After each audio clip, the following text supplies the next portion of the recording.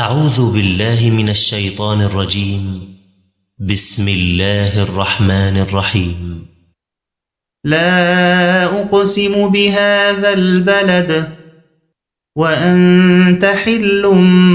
بهذا البلد ووالد وما ولد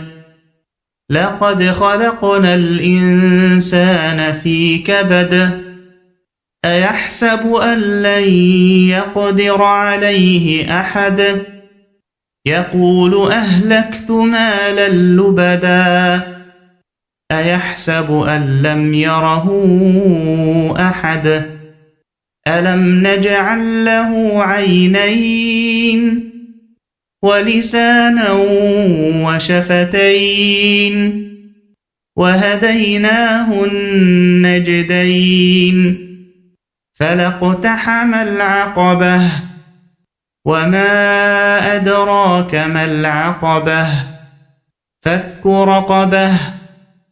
أو إطعام في يوم ذي مسغبة يتيما ذا مقربة أو مسكينا ذا متربة ثم كان من الذين آمنوا وتواصوا بالصبر وتواصوا بالمرحمة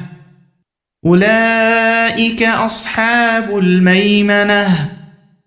والذين كفروا بآياتنا هم أصحاب المشأمة عليهم نار مؤصدة